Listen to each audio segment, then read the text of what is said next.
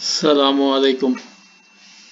Welcome to another video of mine.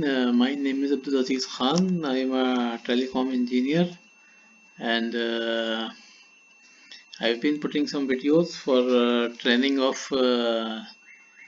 young people and whoever wants to learn something more. I'm basically a project manager and have good experience of network planning. So if you want to contact me and if you like this video and you want to contact me if you have any questions about this video, you can contact on my email address or through LinkedIn. So this is a video of a training on transmission planning, and it is basically aimed towards new technologies. I mean, for the 5G or for IoT. Um, what is the difference between the current scenario that we have right now, especially in Pakistan, and how the future will be, and how can we be ready to plan the networks for the future networks. So let's first we should see that almost where we are right now uh, in terms of networks and their connectivities. So as you all know that in telecom and mobile networks we have a lot of services, like we have video services from different video players. Then we have internet services like YouTube, Google, and then we have enterprise services like machine to machine or for banking or for airline booking or our office or daily work. So we have many kind of networks, and these networks are hosted on some data centers. Some data centers are within your country, some data centers are outside of your countries. So you basically you connect to these data centers through some access technology, like for example for some of most of the people now we are working on mobile networks. We connect through mobiles, but like for enterprise, public, medium and small offices, we connect through fiber, GPON or DSL or some other way. And then all these users, they connect to the data centers somehow, I mean, through some kind of technologies. And these data centers, they are connected together as well. For example, if you have connection to a local data center within your country, maybe some of the services that you are trying to access, they are available outside of your country. So your data center will be connected to some outside data center through the transmission network. So this looks maybe a bit complex to some people, but frankly speaking, this is very simple. And because the future network, the network that we will be connecting in the future, it will become more complex than this network. Here at least we can see, we can know that how we are connected to some specific data centers. I mean, for example, we are using some kind of some specific service provider, and we know that we are connected to the service provider to this data center. So our end-to-end connectivity is still, we can assume that this connectivity should be going through this path. So if we have any problem, then we can zoom into some particular network area and we can fine tune it so that our user can have a good experience, a good quality of they can have good quality of network. But in the future the network should be a lot of cloud based. Still now if you see here, still I have shown clouds. I mean, there are still clouds, but the future network, we can say that everything should be on cloud. It should be all cloud. I mean, your core network should be cloud, your service should be cloud, your access should be cloud. So it should be a whole cloud network connectivity. You will not be able to know that at a specific point of time from where, from which path, from which kind of physical or uh, logical network from where your data is passing. And any issue in the future network, it should be more difficult if you are not fully prepared. It does not mean that it will be impossible to know. It means that if you are prepared, then you will be able to know more. But if you are not prepared, if you have planned your network in a way that it runs itself and you have no control, then in the future you will even not know that how your basic connectivity is going in your own network. So just to give you a brief idea that what kind of technologies we have physically, we have wired or wireless networks, and wireless networks are based on light and microwave, mostly licensed, and some part is unlicensed. Then in wireless we have like free space optics, we have infrared, we have Wi-Fi, which is very new thing. In microwave we have satellite, microwave radios, and Wi-Fi networks. In wired we have the old previous networks of copper and optical fiber. So basically these are the two methods by which you can do all the connectivity within your network. So that's uh,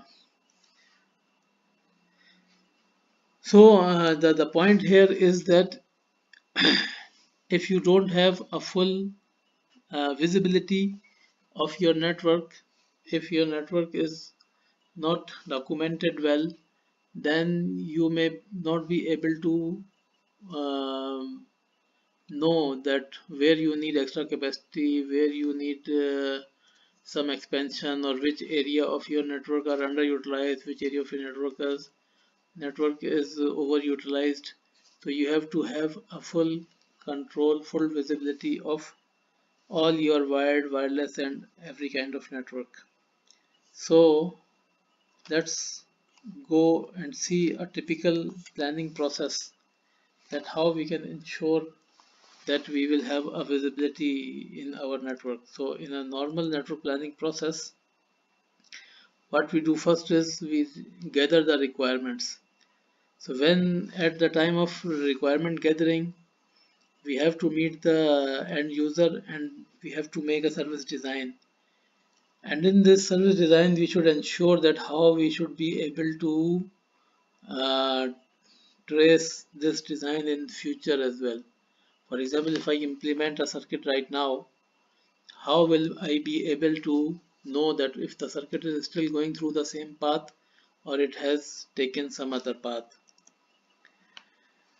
After you gather all the requirements, you make a traffic matrix between your data centers or between your sites. You consolidate all the requirements. For example, if you have 5 services from 5 different departments, but all these services are within the same building, then you will just aggregate the services on that building, that okay, from this building I need these 5 services. So you consider requirement, and at the same time you engage with some kind of vendor that who will be uh, taking care of this requirement, who will be doing the providing you the equipment and making this network alive. So after traffic matrix you make upper site planning, that okay, now for example on this site A I have these kind of requirements. Then I will see that okay, what kind of interfaces I need, how many interfaces I need, if there is any cabling, power, space, electrical, civil, any work required to be done. So the planner, even though he is a telecom planner, but he should have some idea of electrical and mechanical and civil and other technologies as well, because you cannot work in isolation, I mean, or you generally don't have a team for everything. Some, if you are working for a small company, then they may not have a planner for each and every technology. So the main person who is the project manager or who is the main planner, he should have some kind of rough idea that okay, if I have equipment, how much power should it need, what kind of air conditioning should it need, and these kind of things should also be known to the person who is doing all this. So after doing the per site planning, counting all your interfaces and everything else, then you do a link planning. You do a planning of the link between two sites. Then you choose the technology that okay, my if my bandwidth requirement is low, then maybe I can go on wireless network. If my bandwidth requirement is very high, then maybe I should go on fiber or whatever technology suits your requirement. You should choose the technology, and then you should also use the appropriate tool for planning that link. That okay, if you have a microwave link, then you should plan it through some tool which is appropriate for microwave. If you have a fiber link, then you should plan it through your some tool which is appropriate for fiber planning. So, and after this link planning, then you do the your network planning. Then you do the end-to-end planning. That okay, for this network or for these services, do I need synchronization? What kind of synchronizations are needed? You need time synchronization. You need frequency synchronization. Then how your NMS should work, how your NMS should be able to see the end nodes, and then you finalize your BOQ with the vendor that okay, now I know all the requirements. Now I know that how many interfaces are there, how many um, I mean what else we need. I mean when we calculate everything that okay, for to give this new service, we need all these kind of different cards, we need this kind of hardware.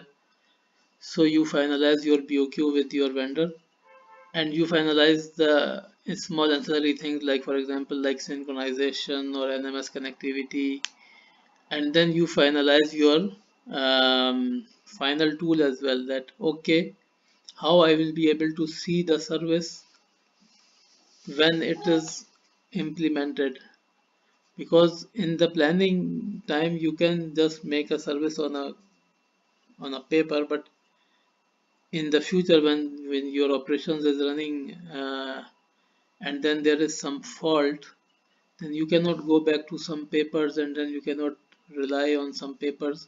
You have to have some tools which can show you your live connectivity, that okay, your network is going through which physical parts. So you should have you need to finalize some inventory tool as well, some tool with the help of which you can see all your inventory and all of your services at the same time. So after you finish all these, then you go to the implementation stage where you finalize the delivery of equipment, installation, commissioning, then payments to the vendor and closure of the whole process. So here we can see that this is a normal, I mean it's a generic planning process which starts from end user requirements and finish on the closure of the project. This may be an annual planning process of some company, or maybe it may be a project based, but generally these steps are done while we are delivering a project. But the point to mention here is that as we know that in future the network is going to be more complex and complex, so we should take care of um, our visibility of the network in future. I mean if we put a very powerful and very you can say very future proof network, but if we are not able to see inside, then it may become useless for us. So as I was emphasizing on tools a lot, so basically we have a lot of tools in the network. Some tools are vendor based. For example, if you are buying a network from Nokia may provide you some of its tools, or Ericsson or Huawei, but there are some vendor agnostic tools as well. For example, in microwave planning, we have a tool called path loss, which is microwave planning tool, and it's a vendor agnostic tool. You can plan any vendor on it. I have some videos on path loss planning. You can watch my videos if you are interested in path loss.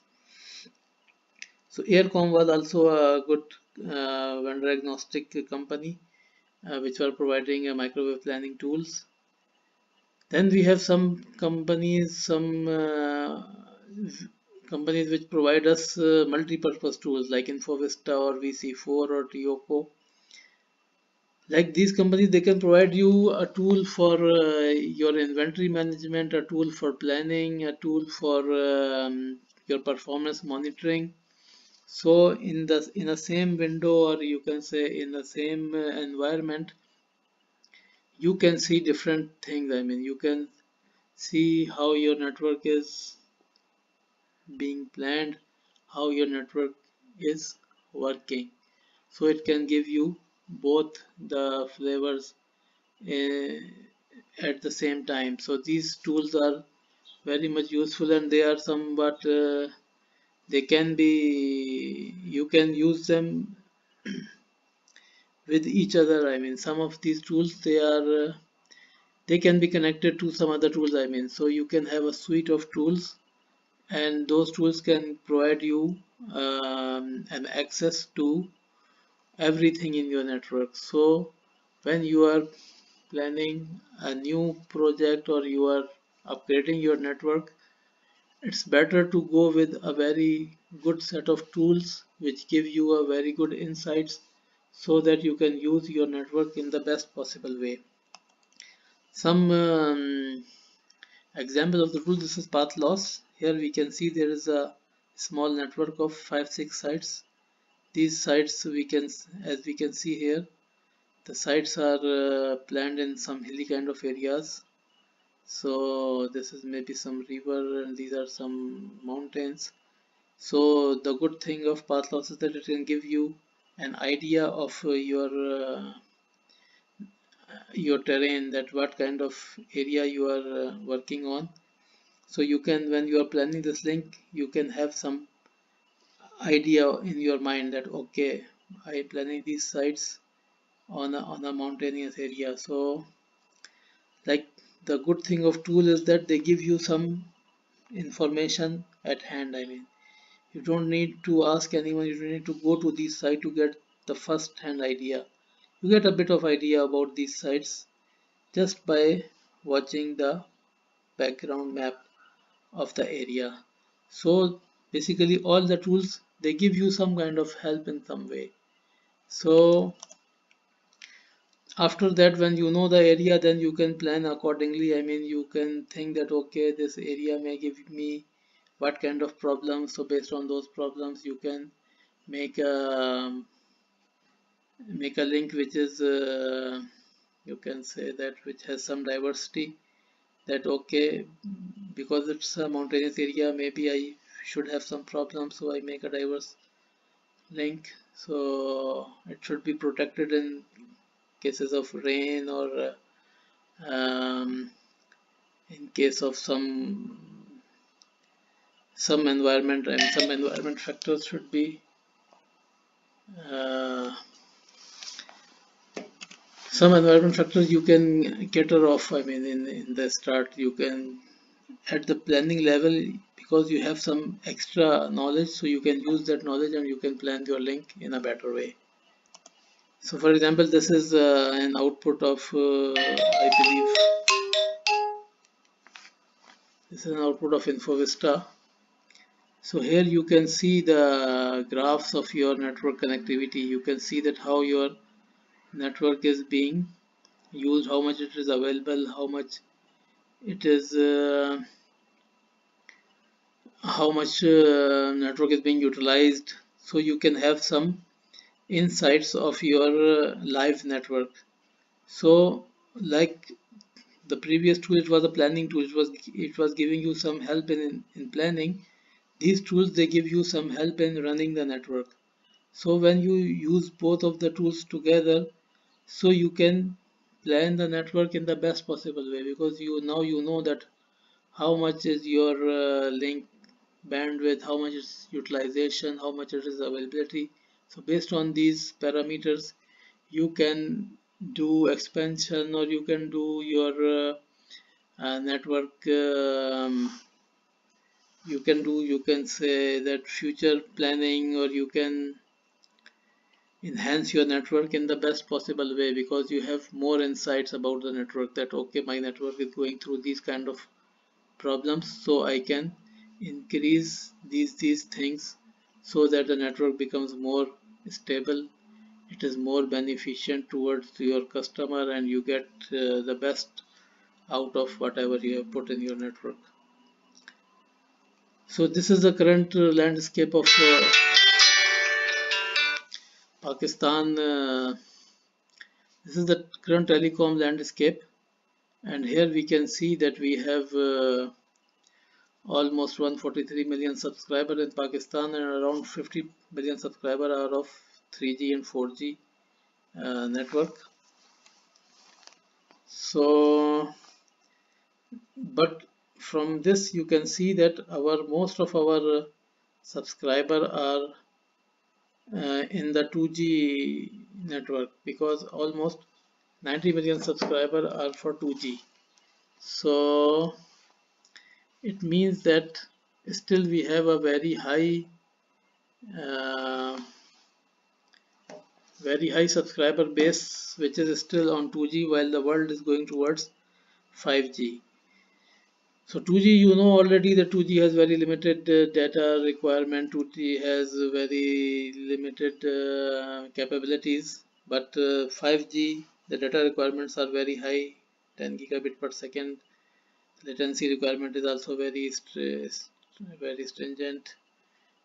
The energy and availability, these things we can say that okay, we can bring these things also. Some of these things we can bring in 2G or 3G as well. But the bandwidth and the latency requirement of 5G are very high. So we have a big challenge for us. I mean, we are mostly on 2G, and the world is going towards 5G. So we have to leapfrog, and we have to go from 2G to 5G, and you can say in a single step, or maybe we don't have a lot of time. I mean, because the world is going very fast, and the things in Pakistan are also changing very fast because of this CPAC and other things. So the landscape of Pakistan telecom is should also change very fast. It has to change very fast, because the requirements from the industry should increase manifold. Because if the new investors, they come to Pakistan, and they install new factories, and they put very, you can say that future technologies, then they will need, the infrastructure also has to be upgraded to the required values. So it means that we have to be very quick, and we have to respond very fast. But this all is easy if we have, like I said, if we have good planning tools. Because in the current scenario that we have, the things are very, you can say, very straightforward. I mean, you don't have your current network is very simple, and it's not that much complex than the network that we are going to. So this 5G network, as I showed you before, it's all cloud based. So we have to be prepared, and we have to so my advice to all the young people who are studying in university or colleges is that we should start learning the new things, like the cloud technologies. We should start learning some new languages like Python, which is um, being used a lot. We should learn what is NFV, what is SDN, and how we can benefit from these new technologies. So I hope this video should have opened some questions in your mind, because the idea to make this presentation is to let you think about future. I mean that how the future will be and how we can take the best advantage of the future, which is just around the corner. So if you have any question, if you have any comment, please contact me, and hope to see you in my next presentation. Assalamu alaikum.